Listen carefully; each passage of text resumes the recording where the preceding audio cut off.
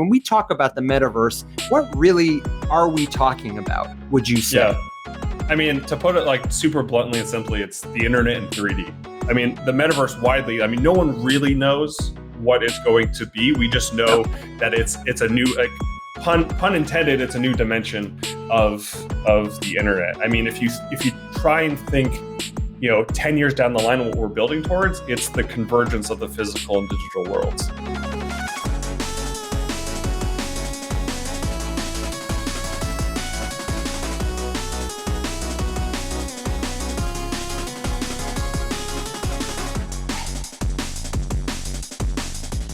Welcome to Rising Up by Faceless Labs. My name is Evan Mann. I'm Michael Schall. And we are your hosts on this episode of the official podcast of the Financial Revolution. We're going to take you behind the scenes with the movers and shakers of Web3 to give you a glimpse of the world we are building together. Whether you're a Bitcoin baddie, a degen, a DAO daddy, or you're just dipping your toes into the wild and wonderful world of cryptocurrency, this show is for you. Named for the mission of Faceless Labs and the rallying cry of the faceless many, everything we do is oriented toward helping everyday people leverage the power of blockchain technology to rise up and rewrite their financial future. We're building a movement, and you're invited on the official podcast of the Financial Revolution. And today, we've got a conversation with our metaverse partners, Spatial. I am so excited to introduce you to my friend, Mr. Jake Steinerman. Jake, how are you, brother? Doing amazing. Awesome to be here, guys. It is so good to have you. As head of the community at Spatial, our pal Jake is leading an assembly of artists, designers, creators, and a vast network of partners like us in building a metaverse for culture. Jake's worked in the space for, nearly a decade and has helped everyone from Fortune 500 companies and consumer brands to individual creators build engaging, augmented, and virtual reality experiences for their audiences. And of course, Spatial is at a unique intersection of the metaverse and NFTs, where Jake and company are building the community of the next generation of the internet and global connectivity. Does that sound about right? That sounds pretty good. I couldn't have said it better myself, Evan. Hey, man, we love to make you guys sound good because we love what you do. Do you want to take a second, now that I've given you the proper door introduction, tell the people who you are and how they can get to know you a little bit. Who is Jake Steinerman? Oh, well, I was born on a cold March day a long time ago. No, how far back do we want to go? No, it's great to be here, guys. Loved working with you guys at the Faceless Many and stuff like that. So really excited to be here. I've been working in the space, like you said, for about a decade. Doing augmented reality, virtual reality, what we've now as collectively are been calling the metaverse. Under that umbrella, started. It's funny, like my kind of arc of where I've started and where I've gotten to today. I never would have predicted. I don't think anyone would have predicted really this metaverse that we're all working on and building today. It's crazy, man. It's absolutely wild. Especially, I started in like enterprise, like working for manufacturing companies and stuff like that. And did I lose you guys? No, man, I just put you on the solo layout. How cool is that? Wow. Oh my gosh, I'm focused. I was like, where did they go? Am I here going to be talking to myself? So I worked in manufacturing, enterprise, stuff like that, figuring out how augmented and virtual reality could be used for more sort of call it practical applications in that sense. Like that was the thought for a long time was, before what is now the metaverse, these technologies, virtual reality, augmented reality, were first going to have to be applied in like enterprise settings, to fund the development of hardware and headsets and stuff like that. I started with Google Glass, actually, which is up here on my wall behind me. We want to go back to like a little museum of headsets. It's a relic, dude. I know. This belongs in a museum, like Indiana Jones would say. So this is how I actually got my start, was being one of the at the time people would call people like me a glass hole. But actually thinking of how devices like that could be used in factories. I had a startup around it that was focused on driver safety, actually. So a lot of people thought like, oh, that's going to be distracting and it's going to cause accidents. But, I was looking at it and said, how can we use this device that people are wearing on their head that has all the sensors on it, like an accelerometer, gyroscope. There was actually a little IR sensor that looks at your eye. How can we use that to detect like your head movements? Because there's never been a device that people would wear on their heads all the time that has all those sensors. Basically like wearing a phone on your head. So that's really how I got my start. And then eventually got to work, more at a software company, more specifically on augmented reality and applying that to brands and other organizations, and then found my way to Spatial, kind of that route, because Spatial was initially built back in 2017 to focus on enterprise, collaboration, basically like remote work before remote work was cool / we were forced to do it. So that was, we had half the Fortune 1000 using Spatial in an augmented reality headset, like the Microsoft HoloLens, to make it feel like you were in the same room as other people. You would have your avatar would show up, in the room with your colleague, and you can collaborate around 3D models and basically spatial computing, which is where spatial, the name, comes from. That you can fill your room with content, with images, with 3D models, with avatars, and have that sense of presence with other people.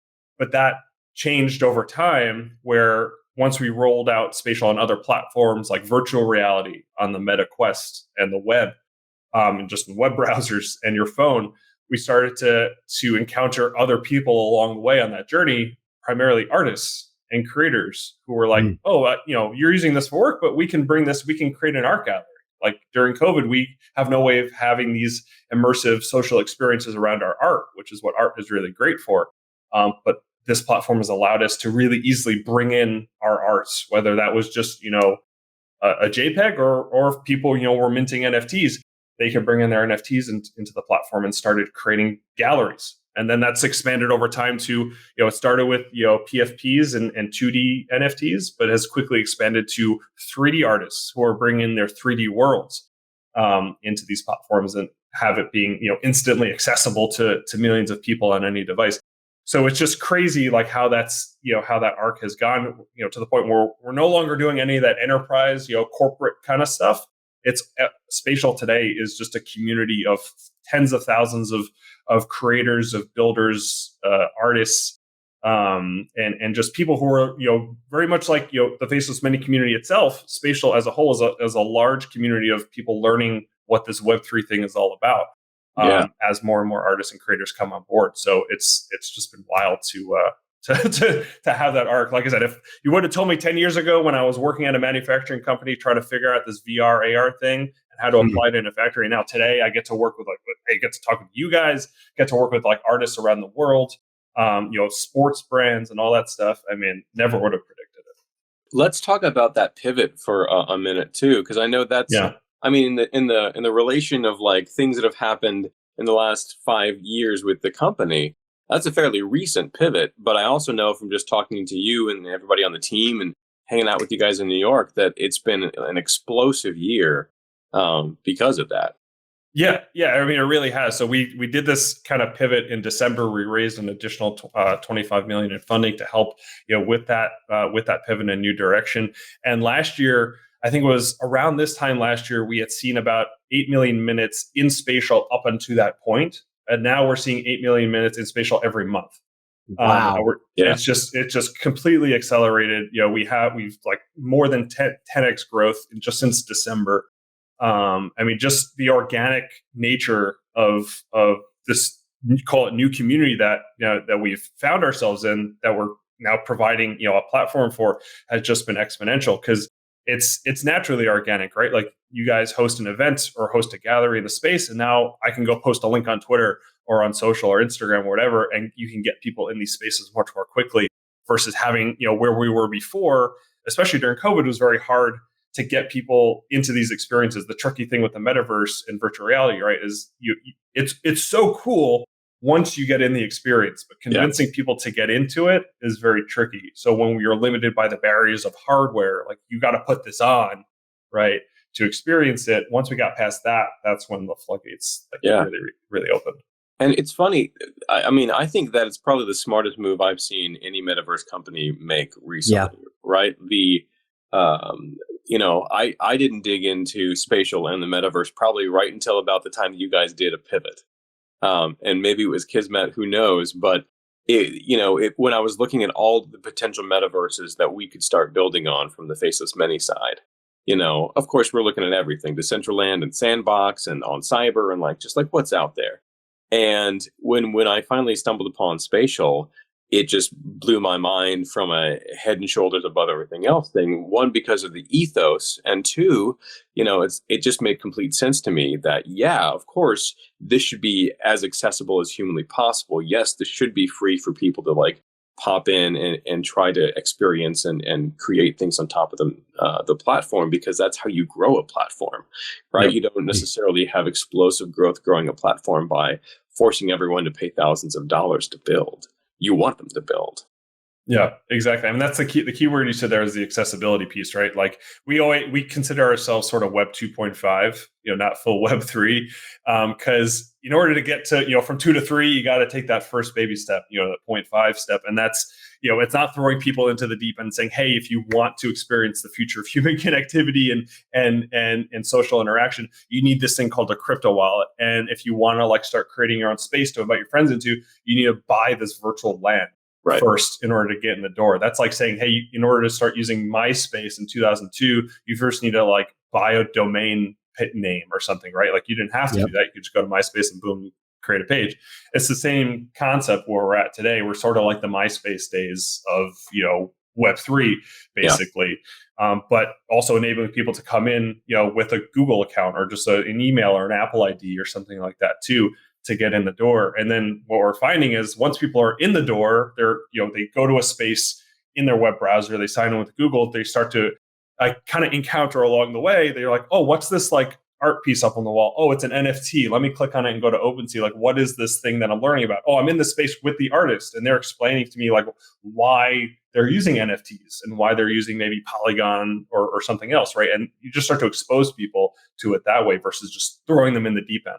Yeah. So thinking about some of the people who are listening who might not be so familiar with the metaverse, I want to talk about that's a key differentiator for Spatial, is that Spatial is attracting all kinds of people, first by making it accessible in terms of price, but also in terms of experience. I think Spatial is a super accessible platform.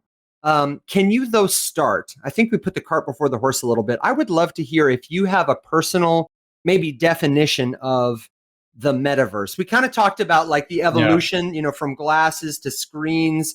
I would love to know if you have a definition or if Spatial has a concept that they work with. When we talk about the metaverse, what really are we talking about, would you say? Yeah. I mean, to put it super bluntly and simply, it's the internet in 3D. I mean, basically, but hopefully without all the bad parts, right? We're trying to, with Web3, I think we're trying to learn from Web2 in terms of, how all the things that drew incentives in Web2, right? And all the things that have happened. We're trying to obviously make that better, but it's a more human type of internet, right? We can be in a space together and feel like we're in the same space, share an experience together. And have those kinds of moments. I mean, the metaverse widely, no one really knows what it's going to be. We just know that it's a new, pun intended, it's a new dimension of the internet. I mean, if you try and think, 10 years down the line, what we're building towards, it's the convergence of the physical and digital worlds. Right. So not just screens on faces. No. Not screens on, not screens on faces. Yeah. It's a true convergence of those two things, and that's where NFTs come into play, and all these other things come into play. It's really bringing about, you walk down the street, I can start to see digital information projected in front of me that's relevant to just me, right? Whether that's a review of a restaurant or something like that. Or content, that's, I see that you liked this artist, so, we can display this other art up on the wall or, something like that. No one really knows what it's going to be, but it's really the true convergence of the two. It starts in these fully virtual worlds, but it's going to expand to much more than that. Yeah, I have a hard time, honestly, getting excited about the metaverse as it exists now, because I'm so ready for this blend of experience. And I'm so ready for Right now, we have a lot of visual information in the metaverse and some audio information, but I am so excited for proxemics to develop, right? Your relationship in space to people and objects, but also other senses. Like, can you imagine when you can hook up your Neuralink or whatever brain computer interface, and instead of just reading a food review in the New York Times, you can step into the crowded restaurant, experience the grouchy server, and taste the steak as you chew it, as if it was in your mouth. Like, to me, that's so cool. And where we are now is almost like, you know. Well, and that's the hard part too, because it's hard to describe to someone how real some of these things will be in a short period of time, unless you like compare them to stuff like what Jake did to MySpace, to how weird it felt like to get online with Prodigy and AOL. And now you don't even think about any of those processes because they're done for you, they're automated, they're magic, and I just pick up my phone and I'm like 100 steps further than I was in 1995, right? There's a quote by Arthur C. Clarke that always comes to my mind when we're thinking about where this will be in 10 years, and that's that. What is it? Any sufficiently advanced technology is indistinguishable from magic. Exactly. Oh, look at that! I know exactly what you're talking about. Right, and so it's that combination where when the technology gets to the point that you don't think about it, it's just there. It exists. It's magic. That's when people will stop talking about the metaverse, and the metaverse is just here, right? Yeah, exactly. I mean, it's, like you said, like with AOL, right? You have to like go open AOL. You have to go log in. You have to listen to that tone, right? And then you logged in, and then you like did your internet experience. But like, like today, like you said, like I can't think of like any application that I access like on my day to day that isn't in my web browser or isn't connected to the internet in some way. I don't think I do. Like when I go on the plane, and if I don't, buy the internet, package or whatever, I can't do anything. Right? There's nothing for me to do on my computer except maybe write a manuscript or something in Word, right? I don't even know what to do, and I can't even do that. So we're just so connected. It just blends so much into the background, right? That like you said, you don't even think about it. It just is. Yeah. We were talking. Evan knows that I'm probably the first one that will sign up for the internet implant in my brain as soon as it comes out. But we always talk about how cyborgy we're becoming. That and that we are so connected. And I would be one of the first probably to say that we are already some level of like cyborg. You're a cyborg. Just because this phone isn't part of my hand doesn't mean it's not part of me. Yeah, it is part of my hand. I can't. This is like never leaves my hand. But just because it's not in your skin, like, does not mean it's not just the a part of it. The interface is what we haven't improved yet, and that's where I feel like the metaverse is that layer that's about to connect all of those things. Well, and I think definitely. That's a key differentiator for Spatial is a lot of people are concerned about. I don't have the money to buy a headset. I don't have the money to buy virtual land. But here is a free-to-use platform that you don't need to be a software engineer to start playing around in, that you can access from any device with a browser and an internet connection. Can you talk a little about that and how Spatial has intentionally done those things to be differentiators? Yeah, there's a lot of different parts of that too. Like, right, we don't think to get to the next level of human connectivity, there shouldn't be any barriers to get there, whether that's hardware or whether that's this concept of virtual land. Like, I can talk about both of those things probably for days. But in terms of like the accessibility piece, right? Like, you need to, in order for us to get to the place where we're all wearing glasses or fancy contact lenses that are showing us all this kind of stuff, you need to meet people where they are today, right? And that's on phones, like we said, this never leaves our hands, or in a browser in our computer. You need to meet people where they are. You're not going to be able to, especially today when we're, COVID's, kind of waning, but, the last 2 years, you haven't been able to get people into headsets. You're not going to be able to convince them of that experience. So you have to meet people where they are and have to familiarize them with those concepts. I mean, I think Apple's actually, if you've been paying attention, Apple's been doing a really good job of this, where they launched their augmented reality SDK, their software development kit to build experiences with augmented reality for developers 6 years ago. And they've been training developers how to build these experiences over time. But even from a communications and marketing side, Apple's been kind of teasing what it's like to have an augmented reality or mixed reality, call it metaverse type experience very slowly over time. Like Tim Cook's talked about how much he loves augmented reality. When they send out invitations to their events, there's an augmented reality component to it, where it kind of pops out of the card or the invitation. There's obviously plenty of augmented reality experiences on the App Store, from companies like Google and Snapchat and et cetera, to just cool AR experiences there. So it's been there's a whole sociological aspect of we're not just trying to retrain people over what to do in these experiences, but how to engage in these experiences. Because when you're going to be wearing whatever you're going to be wearing or engaging in these experiences, it's a whole different way from a human computer interaction perspective, it's a totally different way to function. Like we're used to like using a keyboard and a mouse or whatever to like engage and figure out how to interact in 3D on a 2D screen. But when that content is just like, I can go and pick up, my cup, just like, any virtual object, like it's a very different way to interact with computers, hopefully more natural, but still very different than what we've been like trained over the last 30 years to do. So from the spatial side, it's all about meeting people where they are and kind of building that bridge to getting them there. Like we're not going to wake up tomorrow morning and all of us are going to be surrounded by holograms wearing, fancy, Apple's glasses or whatever, right? It's going to be might be boring. Right, like the road to get there might be like, and that's good. That means the technology has been like integrated, the right way. There will be, and thoughtfully. Obviously, there'll be the exciting moment, like the iPhone moment. Everyone's waiting for that. But just like we're so used to using our phones now, like I can't remember, like when over the last 10 years, really, that I like woke up one morning and oh my God, there's this like magical new device in my life. It's like no, like you added, like you had your devices got better slowly over time.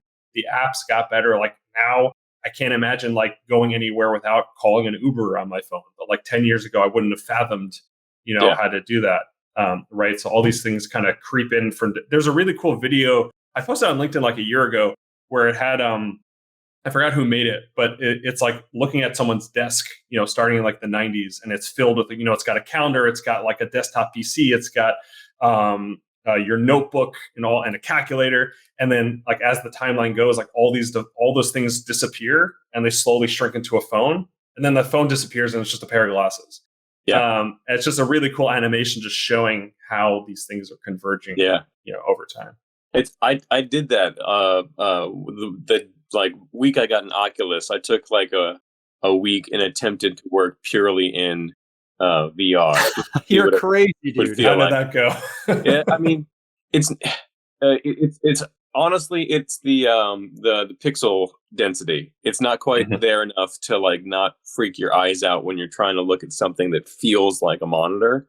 But it wasn't bad. It was there enough to make me realize that like when this isn't so heavy and when we've got more of a retina view, I could totally do this, no problem. I remember when we were exploring different ideas after you'd said, hey, I think we can build a really cool metaverse experience for the Faceless Many. And you were playing around in all these different spots. I remember in our chat how you'd just pop in and be like, hey guys, it's me working in my virtual office. Or you'd be like, here I am from the selfie stick. Like, here's my virtual campfire, just like Michael in the metaverse. It was going to be like the new show. Michael in the metaverse. That should be a show. That's great. The new metahuman, yeah. Have you guys seen that show? Michael, I know you shared it. The name of it is escaping me. He's got that character Blue. I don't know what metaverse he's building it in. I want to say it's like on a gaming engine. You know what I'm talking about? There's a gentleman. It's the first live show from the metaverse that he's been doing week after week on YouTube. It's cool. You know the one I'm talking about? I do. I don't remember the name. Let me see if I can't pull it up. It's such a cool show. Have you seen it, Jake? I'm not familiar with that one. It sounds like something that I should definitely be watching. It's Xanadu is the character's name, and the pitch is Blue is his alter ego who's setting out to build his corner of the metaverse. Yeah. And Xanadu is the name of his spaceship. He's like an alien vlogger, and it's Unreal Engine, Xsense body capture, Manu's gloves for hands, AR kit, and an iPhone. And so he's like, it's like intense decked out. He's like it's next up. level. Yeah, he's suited up, and he does this really cool screen in screen of like his real self. and then the produced show. And it's a post-production thing too. He really puts it together. And I can't imagine the kind of effort it takes, but we're moving to a place where, I mean, we stream our events in Spatial. We have live events. We do stuff like that right now, you know, with our simple devices. Sure. Yeah. Michael, I don't know if this is a good time if you want to talk a little about some of your thoughts. You know, Michael, if those of you listening don't know, is a man of many trades, but one of them is really he's a metaverse architect and designs experiences and spaces in Spatial that bridge that gap Jake is talking about between the physical and the digital. I'd love to hear some of your thoughts, Michael, about why you chose Spatial, wanted us to build there, and some of the stuff we've done. Yeah. I mean, well, like we mentioned, one of the biggest reasons I was, you know, hyped and bullish on Spatial was for all the things that they've been doing lately and the ethos, right? Like, I'm a big proponent of the idea that whoever, I don't want to say wins, but when we're talking about expansion of technology here, technology expands when it is initially centralized from a development standpoint, but also open and available from a ability to build and develop on top of it, right? Like, that's kind of what's held us back a little bit in a decentralized idea. It's hard to make really awesome things when everything is decentralized. You need some focus, but then you also need people to be able to build on top of that focus. Sure. So I think their idea of how they're growing is solid, you know, and has been proven solid for years and years and years if you just look at how technology grows. And the tech is great, right? Like, I love how you can build things. I love how you know, conversive you guys are with the community, how it's really easy to help and become part of that conversation. And I love that you support creators, right? Like, I'm a musician kind of at heart. I did that for years as a career. And I love supporting people that create and make things. And so that's where I, you know, typically want to support and build and create stuff. And so at that point, it just becomes like, what are we going to do? Right. Yeah. What hasn't someone done yet that we can make and try to break and try to move this thing forward, both from a conversational standpoint, like, hey, did you know this is possible? And also just, you know, to create utility for people. For those listening who might not know, what are some of the experiences that you've led teams to build? Yeah, so with Faces Many, we built out sort of our own little universe, if you will, and then a hub that connects them all together, like a train station, if you would. Spatial has this really cool link ability where you can create portals that can link you to other rooms, other worlds. You can also now link them to just anywhere, any website, any asset you want. And so we created initially a hub called the Nexus. And then a gallery and a meeting room, and then all these other sub-worlds that fit with our factions, which is part of our like community. Recently, we launched this room called the Elrond City, which is trying to grab as many of the NFT projects that we could on Elrond to showcase them at NFT NYC.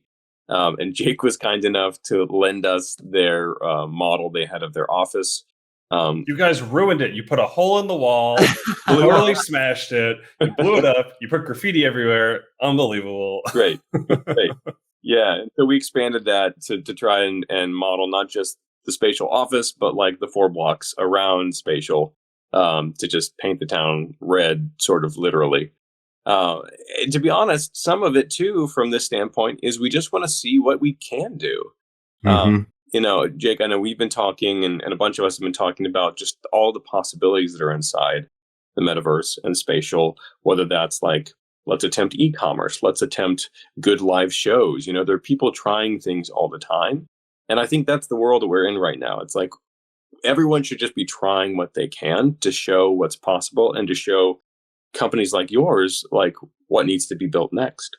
Yeah, totally. And it's been really important for us to have that creator focus too, because we know that's what, you know, to get to that future, it's going to be built by artists. It's going to be built by creators. You know, we always kind of take the metaphor or the mantra or whatever, you know, when you're trying to, and also saying this, knowing it's kind of ironic that, you know, we don't have this concept of like a map or virtual land or virtual real estate.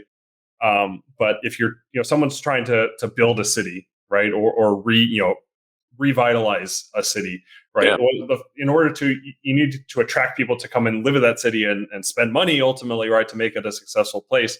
But what do you do to attract people to come there, right? You can't just like build houses, because there has to be something to do there, whether that's work or play or whatever. But the first things you tend to see in cities that are built or revitalized is art, right? Mhm. It's museums, it's theaters, and things like that, art and entertainment. And that's why we've had this real focus on artists and on creators, because we want people to come and obviously spend time and enjoy themselves, in Spatial. In order for them to come and spend time, there needs to be things to see and do, and that's why artists, it starts with art galleries, but then has quickly expanded to what can we do in these virtual spaces that we can't do in in the real world. And that could be taking a model of your existing space and punching a hole in the wall and putting it into like it could be a recreation of your city, or it could be putting that that space on the surface of the moon. Right. Like we've done movie premieres on the surface of the moon. We've had spaces at the bottom of the ocean. And that's what it's all about. And then people come, they spend time, they're like, this is amazing. And then they go and start to create their own spaces, or they take, they built their homes there. We've literally heard from people, some very notable people that have said without prompt from us that they have found their home, on Spatial in the metaverse, which was just like amazing to hear. Like that verbiage be used like unprompted from us. Yeah. And that's because they just enjoy that experience, and they're able to use it, right? Like you said, you can have a portal to other places, inside Spatial or outside Spatial. So it becomes that hub or home, in the metaverse, where you can start there, have it be your own. And then if you want to go to Decentraland and have, an experience there, or Roblox, or, whatever else, go to those places. Like from our perspective, we're not trying to build the metaverse. That's like trying to say we're trying to build the internet. But we want obviously to have, one of the best experiences that, that creators can have, and the most fruitful experiences that people and creators can have, in the metaverse, and then can go and do other experiences elsewhere as well. I like the metaphor almost too, that it's literally like the Wild West right now. But if you think about how that type of growth happened, in the United States, people did not necessarily go out and like buy all this land. I mean, you can talk politics, but basically people went out and would find land and build on it and create something there that was useful. And then that would kind of bring people to that city or to that town. But they didn't necessarily, get auctioned off all of this land initially when there was that great expansion and discovery. It's like, go find something and then make something there, and then it'll become Jonestown, right? Because Bob Jones started a town to go out there and build a town, and that's what's happening here too. It's like, find something, build something there, invite people to experience it. Yeah, and the benefit and difference is, also it's not a matter of where this land or space is or how big it is. Right. It's like, give me a good enough reason to come there because there's something to do, or it's just a really beautiful place. Right. Yeah. So you're kind of, you're removed from those restrictions of like, hey, like people on the East Coast, maybe they heard about like Las Vegas being built, 80 years ago, and it sounds amazing, but it was freaking hard to get there, at one point in time. Right. Sure. So like versus now, I can just teleport. I go through a portal and boom, I'm there and I'm having this cool experience. I can invite my friends and we're having this cool experience. Right. So that's, I think, one of the big differences and benefits of like the virtual world versus, past, other experience in other worlds. Yeah. Proximity doesn't matter in the metaverse, or at least it shouldn't. Yeah, it should. That shouldn't drive the value of spaces. Like my house is next to Snoop Dogg's house, so therefore, or it's going to have a lot of value. Like I'm not walking, through these spaces. I'm clicking, I'm teleporting, etc. Yeah. And like because your space is like massive, like oh cool, like you have this massive mansion. Well, what if there's nothing to do there, or what if it's like if it like looks boring? Right? Like just because it's huge doesn't mean that it should be worth, X amount of money. But if it was built by a famous artist or someone that you just really like, or there's a lot of cool stuff that's happening there, cool. Then that's a place that's like worth your time, maybe worth your money, to spend time there. Yeah. Yeah. One of my favorite memories from NFT NYC was when we got to the Samsung building and walked into this awesome atmosphere of like celebration. I would say more than any other event that we went to, the event that you hosted, the events that you hosted there were such a cool, it was clear, first of all, to see that you and the Spatial team really enjoy each other's presence. You like working together. And I just got to see so many folks who knew each other from connecting in Spatial, who knew each other from working together to build these kinds of experiences. And it was celebratory, this kind of real life culmination of the work we've been doing to build that community. And there was a moment, Stilo was performing, and behind him on the screen, there were people who were partying with us, apart from us, in the metaverse. Yeah, it was like we were all together. It was such a cool, unique, blended experience. And I think it was a real good snapshot of what I think you guys do so well. I'm amazed every time I turn around. There's another artist collaboration. There's another company or group of people building, and also a lot of people. Every single space you host, there's somebody who comes in and says, "Hey, I just had a quick question about how I can make this or that thing happen." I can hear the excitement in their voice. They're building for the first time. They've just sort of seen what the metaverse can be in Spatial. And you guys just do such a great job of that. You talk about that. We're a metaverse for culture, and you talk about community. You're the head of community there. Is there a secret to that? What in your opinion is the reason that Spatial does that so well?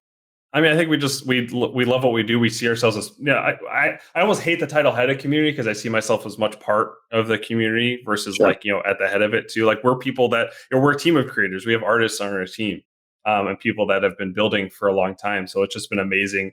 Now that we've kind of opened up, right? We were kind of closed, like trying to work with companies. And then once we kind of opened the doors to other artists, we kind of like found our people in a sense that, we felt so much a part of that. So having like that event at Samsung was more celebration of the community and the people that we've had at it. Like you said, Dope Stilo, who performs every day in Spatial, to give him the opportunity to and Benny Groove, who was DJing as well, to give them like the stage to do that. Like the concert that you saw on screen, which was in one of the penthouses from our community. Like normally he performs there in the virtual space, but now we're kind of already taking that step into what we talked about before, the convergence of the physical and the digital, right? People were in there, they were partying, they were watching the stream of the physical event, hearing the music, and then people on stage were, of course, like we can see each other and have that crossover experience. So people who couldn't come to New York can still share in that experience.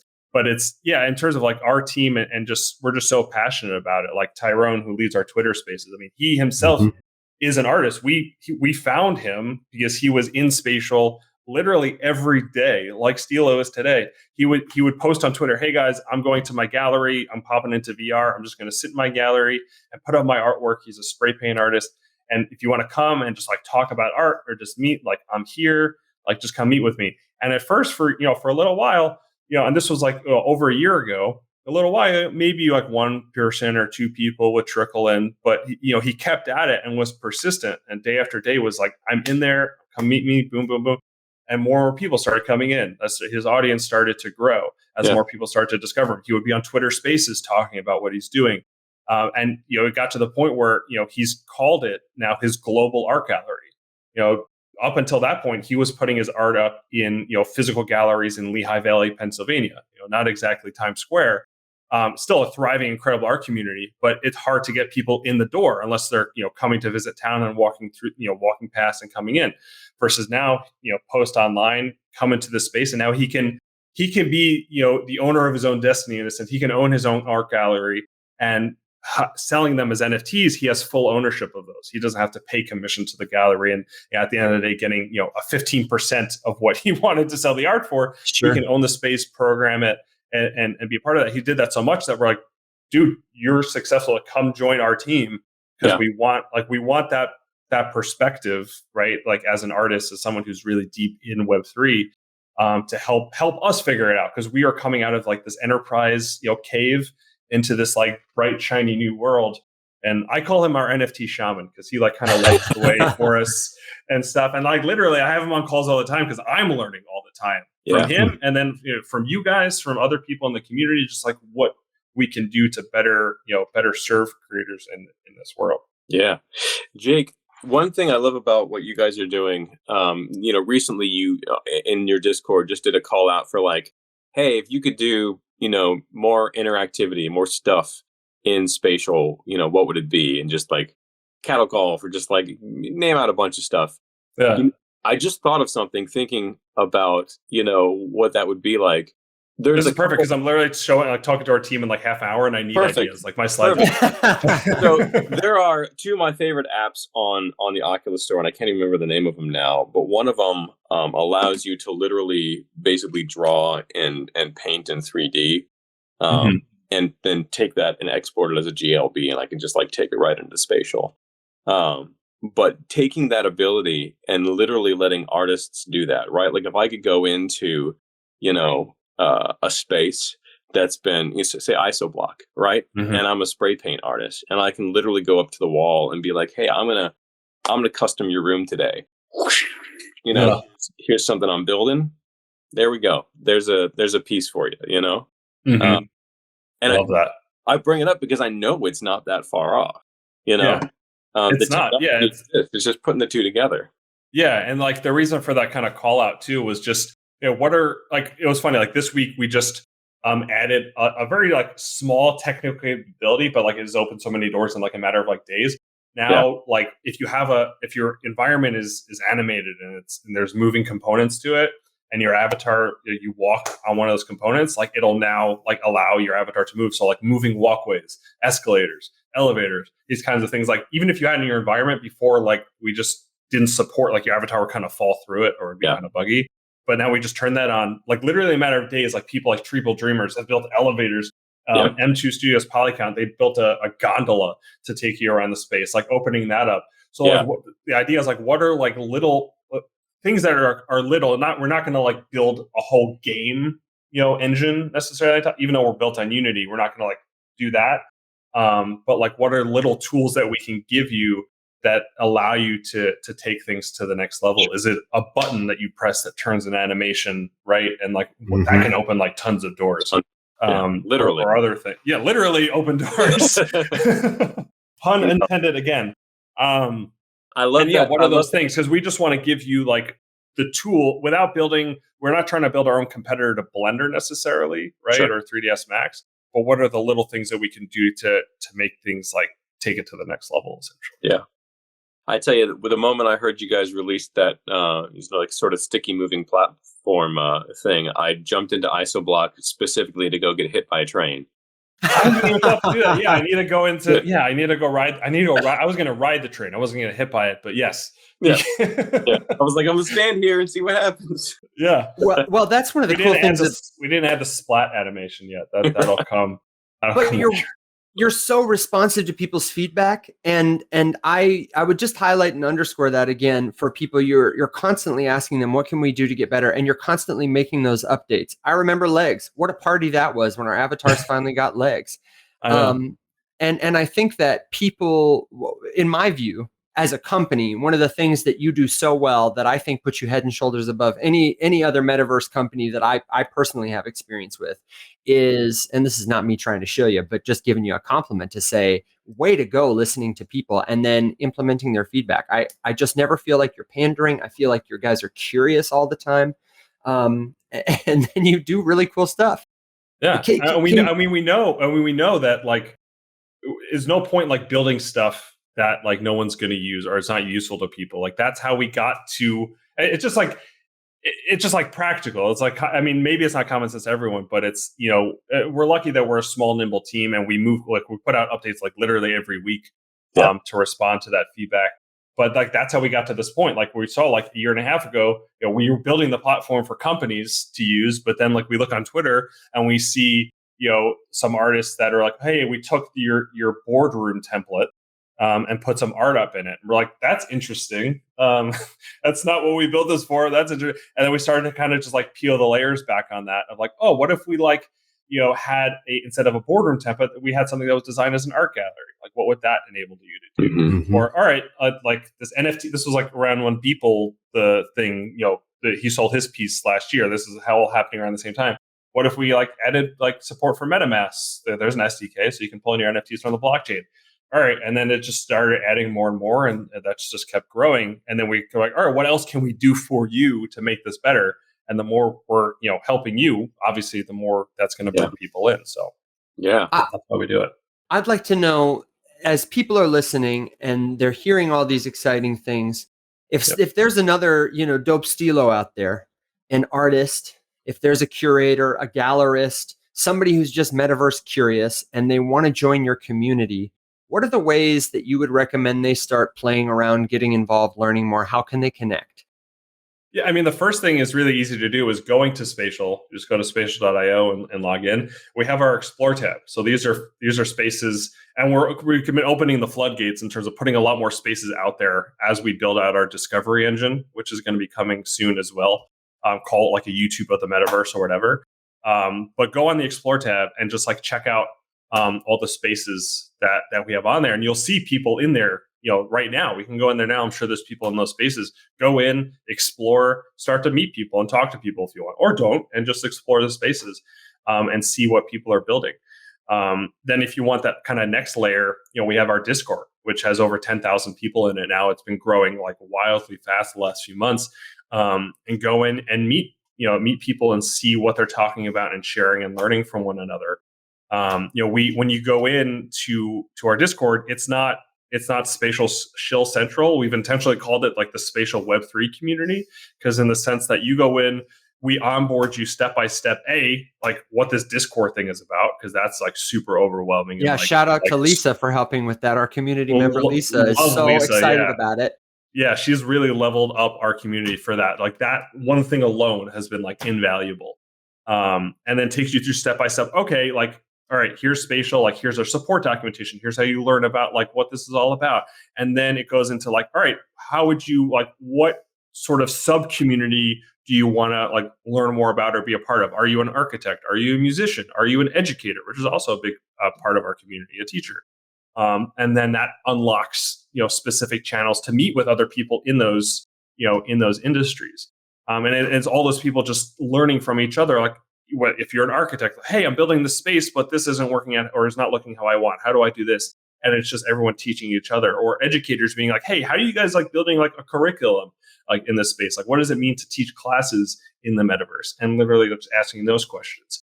Or it could be, at a more technical level, we have our community support section. It's literally community asking other community members, hey, my thing's not working. Like, is this not working for you? Like, can you help me fix this bug and all that kind of stuff.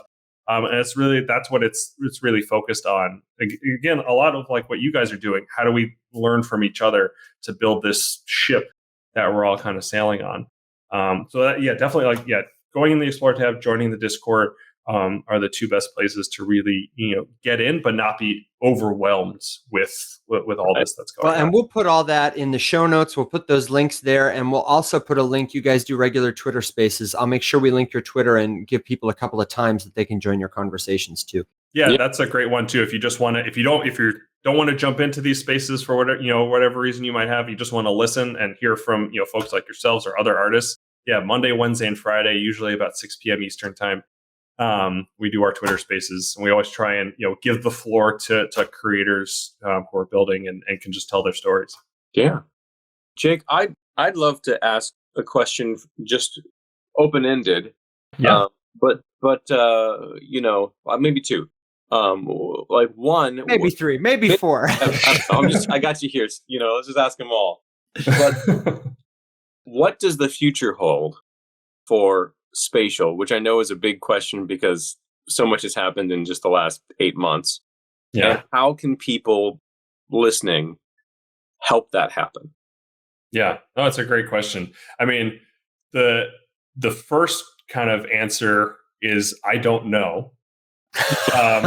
In the sense that, right, like 8 months ago, we didn't know we were going to be at today. And it comes back to that, like learning and feedback from the community. Like as we add things, like where's that going to guide, like where's that wind going to blow us in what direction?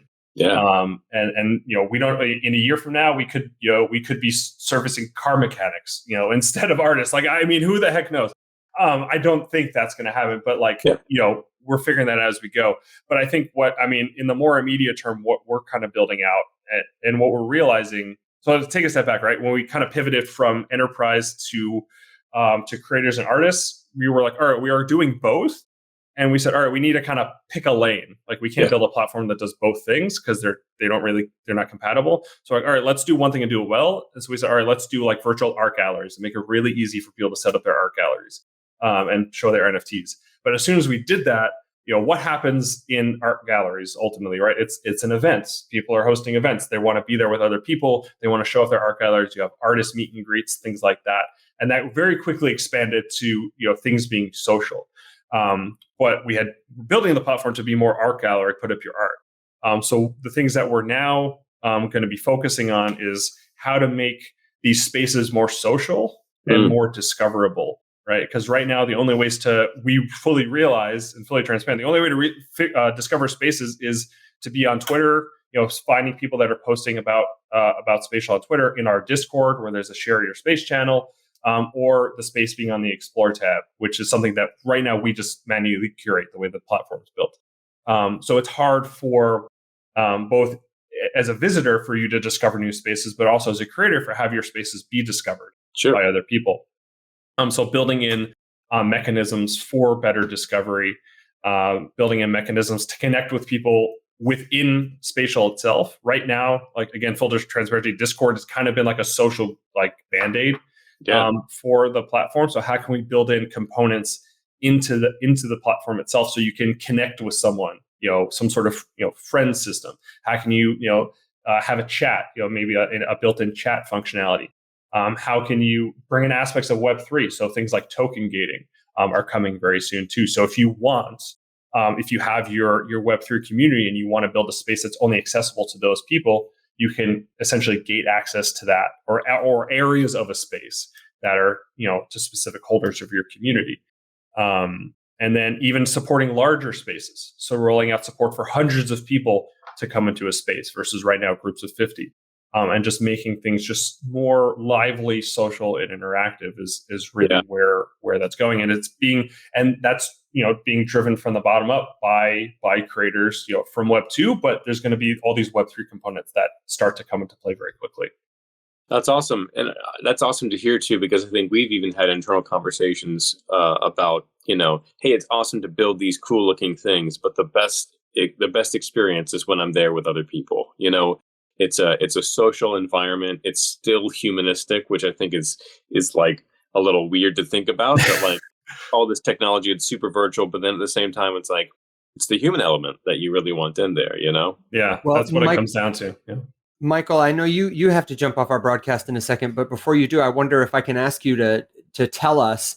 Maybe do you have any sneak peeks from the mind of a metaverse architect about some of the experiences you're excited to use this tech to build in the not too distant future, where you see it going? Yeah, there are some very simple things that I'm looking forward to doing. From all of this, I literally launched part of my agency as a metaverse marketing company, and so I'm currently building our offices. Because where we used to do Zooms to consult with people, we're now starting to do spatial just events, right? Like, yeah, come join us in this space because we're talking about building a space and we should probably be in a space to talk about that. It's a little inception. But we're doing everything from that. I've been thinking really long and hard about how to pull e-commerce into what's happening here. And Jake, I know you guys have thoughts there. There's Sure. little easy things you can do, but I'm trying to think about ways to make the experience more cohesive with some back-end tech and that kind of deal. I guess the other piece that I'm really excited about, and people are already doing this, is incorporating music and events into stuff in Spatial.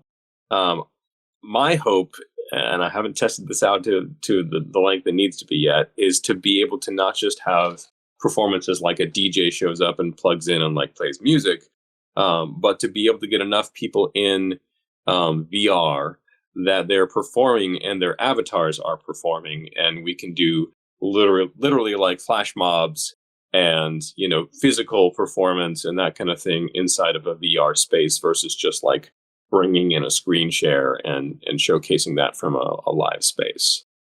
There's so many possibilities for performance inside the metaverse and things that you can do that you can't do in the real world. And that's where I think like VR performance can be cool versus just trying to replicate what you're doing at a venue, in the metaverse. Yeah. Cool. Man, thanks, Michael. Yeah. I think what it is for me is, you said a second ago, Jake, about artists like Tyrone who have a physical presence, but now have the opportunity to invite anyone anywhere around the world into their gallery. They don't have to rely on a gallerist to explain the art. They can be there live, or if they're not there live, leave a recording behind that anyone can access that tells them exactly what the artist wants them to know about a painting or a sculpture or a piece of music that they hear. It can be raining in one corner of the gallery and the sun can be setting in the other. You can walk up to a statue as big as Lady Liberty and then look at a diamond ring that you zoom into and take a portal to get on the inside of. I just am so excited about that. Yeah, it's wild. I mean, even things too, like people have been, we see people suggesting in the community where it's going to be possible in the future where you can have essentially call a recording of yourself, as an artist in the gallery that people can interact with and ask you questions. Be like, hey, what were you thinking when you made this piece? Or what were you thinking when you designed this? And like literally have a conversation with like an AI, essentially a version of you that you can program. We're not actively working on that at the moment ourselves at Spatial, but those are things, at least from, a third party kind of integration perspective are going to be possible for sure. I mean, I just look at, I've been playing around a lot with some AI tools this week, like DALL-E and Mid-Journey and stuff like that, where you can literally type in like anything you want and it'll generate a piece of art for you. And just thinking of like where that is today and what that's going to enable in the future. You combine that with like your own thoughts and ideas and your own art, your own artistry, and what that's going to be able to generate. Like you will be able to essentially live on in your space, forever. Anyone will be able to come in and interact with you and talk with you and then buy your pieces, right? And because they're NFTs, they'll always live on. And you as an artist or your family, your estate or whatever will always, there will always be that connection there. And I mean, that's like me, I can make myself an NFT. Exactly. Yeah, a time capsule. Mint Michael. Yes, exactly. Yeah, no, it really is. It's a time, an embodiment of a time capsule. I mean, it really is. Michael told me about when we were in Las Vegas, a dream he had. He was knees deep in the metaverse. He was building, I don't remember if it was Elrond City at that time, but you were working on it. It might even been the Nexus or the corrupted space, but I think so. Had this dream, you said, where do you have a second to tell him real quick? Because I'm happy to remember it, but this is terrifying. Yeah, it was like a dream mixed with a nightmare, but it was, I had this like recurring dream of losing control of my body as I get older, right? Just a thing. But in this version of it, I was losing complete control of my body and my senses, except my brain was still working. And so in the future, they had one way to help people cope with that was basically to install an interface that you could then interact with things virtually and create your own virtual worlds in the metaverse as a way to like, yes, you can't interact here, but you can interact there. And I had built this entire world and built these avatars of my wife and my children and that kind of thing. But I had built them at the age that they are now, not the age that they are 50, 100 years, whenever I get there in the future. And in this dream, I had begun to interact with those avatars so much that reality felt more real to me than my then, let's say, 50-year-old son coming into the room and having a conversation with me. Yeah. Wow. little dark. Yeah, we're getting into some really like deep like AI cuts here, like where this can go. Well, but I wanted to ask you, Jake, or you, Michael, but I'd love to get your feedback on, I think there are a lot of people who are worried about the metaverse, who are worried about the integration of technology with the physical world. And I'm curious if you have any advice or thoughts or perspective for those people who might be concerned about what the future holds. For sure. And I think, I mean, this might sound weird, but like something I can say to them is like, we're worried too. Like, but in the sense that like, we're helping the community along with us, are building that. So as long as we're aware of that worry and cognizant of it as we're building it, I think that's important so that we can try, as best as we can, avoid those kinds of, scenarios and things like that, and build in components to build, a safe metaverse for everyone, whatever that looks like, a safe and responsible, metaverse and future of connectivity. I think that's going to be, very important, and I think that's going to happen. Yeah, I think that the best digital, augmented reality, AI, you name it, experiences will draw people not away from their real world, but deeper into an understanding of what it really means to be human. At least that's my hope. Yeah. And if anything, I think the lesson I learned from my dream was that I was just spending a little bit too much time at night building in the metaverse. And it's a good, healthy balance, right? That's where the Arthur C. Clarke quote, I think, connects me perfectly. When it feels like it's separated, it doesn't tie into existence and experience as much as it needs to. But suddenly when those things become, this is just another part of experience, I think we're less likely to have those types of separations between reality, virtual reality, existence, things that are fake, right? These are just now all things that exist in the world. Man. Indeed. Getting deep. I think that's... I've got a bump, guys. You got a bump? Well, hey, listen, man, thank you for being here. I'm gonna wrap this up then and take it home. Sounds good. Sound good? Okay. Be safe, brother. Good to see you, Jake. You too. So, Jake, as we wind things down, I want to know, how can people find you? Everybody on Spatial loves you. I go into Discord and the people are just ranting and raving. You've got your own fan club for good reason, I think. But if anybody wants to join the Jake Steinerman fan club or just connect with you and hear more from your mouth about what you're building, what you're working on, how can they find you, brother? Well, my address is, no, I'm kidding. No, don't do that. But yeah, Discord obviously is a great place. I'm on there. Personally myself, my Twitter, J.A. Steinerman, same on Instagram. I'm basically just as, in Web3, you kind of have to be everywhere. So I kind of say you can reach me on Instagram, you can reach me on Twitter, you can reach me on Discord, you can reach me. Obviously, find me in Spatial. I'm always in a space somewhere. I can contact you by carrier pigeon. There's literally endless ways. Morse code. There's so many different ways to connect with. I literally have my business card or whatever is just a one of one. You tap it to your phone. Oh yeah, one of those guys. Yeah, one of those guys. Because it's impossible to fit all the different ways to contact on a normal old school paper business card. So it taps and it has all the different things. So yeah, I'm on the socials in order to find me. We'll put the links in the show notes for sure. Yeah, links in the show notes, and then Spatial as well. I'm of course looking at our Spatial account. So at SpatialXR on Twitter, at Spatial_IO on Instagram. Our Discord is, you can just go to spatial.io/Discord. And then, of course, the platform itself, just search for Spatial or spatial.io on the various app stores, and you can find us there. Cool, brother. Is there anything I didn't ask you about that you wanted to share? I mean, we went from everything from back when I was born to we're questioning human existence and what is real. So I think we've covered, just in that, I think we've covered just about everything.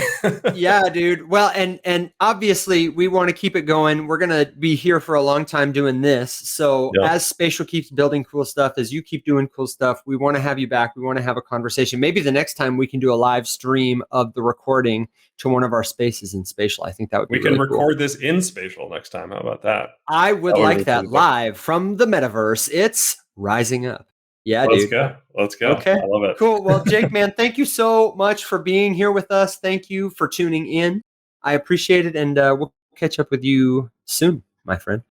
All right. Thank you so much, Evan. Appreciate it. Yeah, absolutely. Thanks so much for joining us on this episode of Rising Up. Hey, before you go, I've got a quick favor.